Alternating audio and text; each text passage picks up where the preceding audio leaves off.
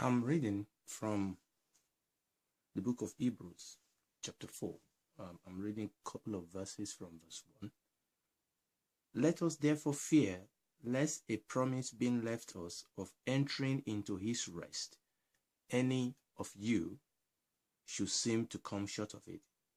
For unto us was the gospel preached, as well as unto them. But the word preached did not profit them, not being mixed with faith in them that had it. Now, we could continue with that, but there's a point that I want to bring forward here. We've been talking about the gospel.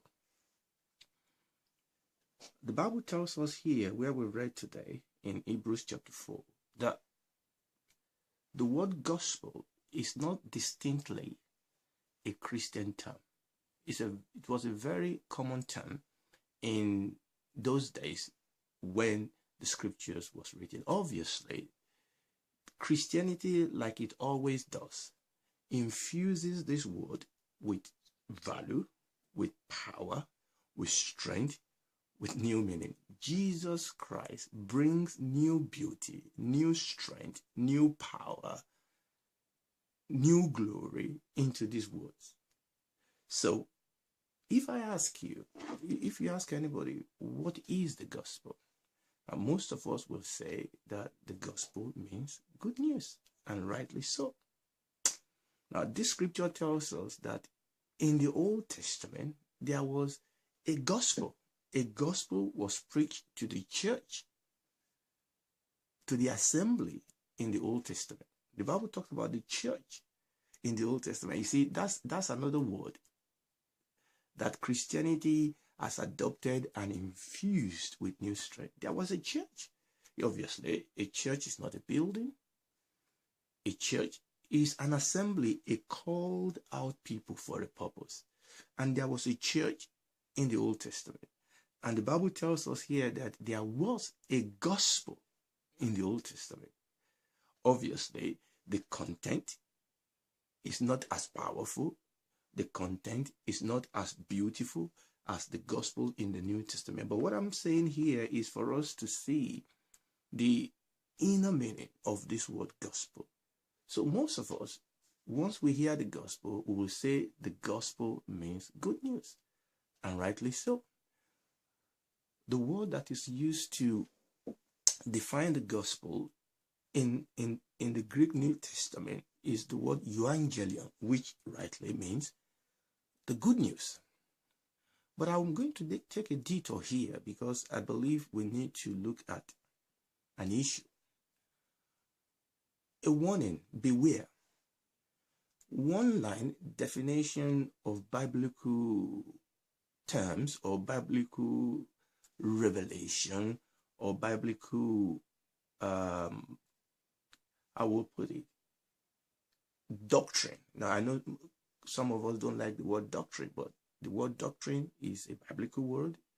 It means teaching. There's nothing to be afraid of. We all need doctrines. They are fundamental doctrine of Christ. They are fundamental principle of Christianity that we all need to understand. But that's not for today. But the word of caution I believe God is bringing to us today is that we need to be cautious of one line definition of these terms. Now, they help. They are supposed to help us. But oftentimes, if we are not careful, it becomes an excuse for us to be lazy, an excuse for us not to dig deep and to suck the life, the strength, to eat out of this revelation that God has given us. Because these are supposed to bring life. You know, the Lord Jesus said, the word I speak to you, they are spirit and they are life. The letter kills, but the spirit gives life. You know, because I see this happen a lot of times, even when the definition is from the scripture. You know, let me give you an example. If I ask you, what is sin? Do you know that the Bible actually gave us a couple of definitions of sin? And you will understand that a lot of this definition in different area depends on what the Holy Spirit is dealing with at that particular time. For example, in a place, the Bible says, whatsoever is not of faith is sin. Fantastic definition, isn't it? Whatsoever is not of faith is sin. But that is not all the definition to sin, because that was what the Holy Spirit was dealing with in that chapter, in that area of the scripture that brought out that revelation. I mean, in another place of the scripture, the Bible says that to him who know how to do good and does not do it, to him it is sin. You see, the same sin we are defining. And yet in another place it says that sin is transgression of the law. So what I'm trying to bring out here is that good as these one-line definitions are, we need to use them not as a, how will I put it? We should not be using them as a destination, not as a stopping point. We should be using them as a starting point. That is my point. I believe that's the point I'm trying to bring out.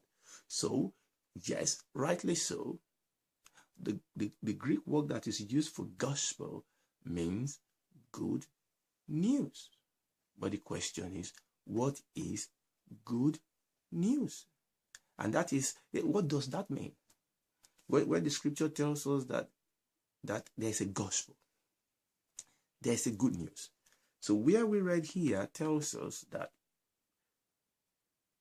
the church in the Old Testament, the church in the wilderness, had a certain good news. There was a gospel that was preached unto them. There was a good news. So what do we mean when we say something is good news? What makes a good news a good news? So the first thing is that a good news is first of all a news. But news are not always good, isn't it? But so that's the first thing. So it's first of all a news. But the second thing is that it is good news. And we're going to be looking closely, as it were, what does that mean? Okay, so the Bible tells us in where we read here in Hebrews chapter 4 that a gospel, the gospel, was preached unto them. But unfortunately, we were told that the word that was preached did not profit them. So we saw earlier on that the gospel is the power of God unto salvation. Here we are saying that the gospel, the good news, is for profit. Very important. God gave us the good news. The good news is for us. It's not for God. The good news is for you, is for me, is for the world. The Bible says that the world lies in darkness. Thick darkness covered the land. The good news is for our salvation. It is good news because it is for profit. And that is very important. But unfortunately, the Bible says that this gospel that was preached to them did not profit them, not being mixed with faith in them that had it. So there's gospel, which we know is powerful, which we know can bring us profit. All right? But the gospel will not deliver, will not give us the power it contains, will not yield this glory, this power, until it is received. Okay? Until it is received. And the Bible says the way to do that is to receive it with faith. In other words, and I want you to listen to me very closely. I have not heard the gospel until what I have heard has generated faith in my heart. Very important. You have not heard the gospel. You have not heard the gospel. You have not received the gospel until the gospel has generated faith, until the gospel has become alive, the Bible says that faith is an assurance, is a conviction until the gospel has awoken in my heart, until the gospel has become a revelation, until as somebody is preaching the gospel, I began to see, I began to hear, I began to be convicted. The Bible says that Peter was preaching and men were caught to the heart. Paul was preaching in a place and the Bible says the Lord opened the eyes of men of women to receive, to hear. The Lord Jesus in the parable, he said, beware what you hear. Beware that what you are hearing is the gospel, is the good news. I mean, we are living in an era now where we are talking about false news. It's all over in Britain, in America, it's all over the world. Beware what you hear. Beware that you are sitting down in a place where you are hearing the gospel, not another gospel, that you are hearing the true gospel of our Lord Jesus Christ, the true gospel of the kingdom of God. So the Lord Jesus said, beware what you hear, but he also went on to say, beware how you hear, because it is the measure with which you mete out that it shall be measured unto you.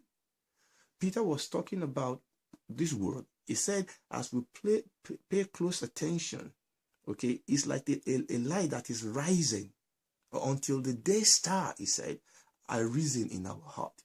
We have to pay close attention. We have to meditate upon this gospel. We have to give it our undivided attention, asking questions, until we'll begin to see, until that word begin to bring reality in our heart, until we can see ourselves in the news, until we are affected by the news.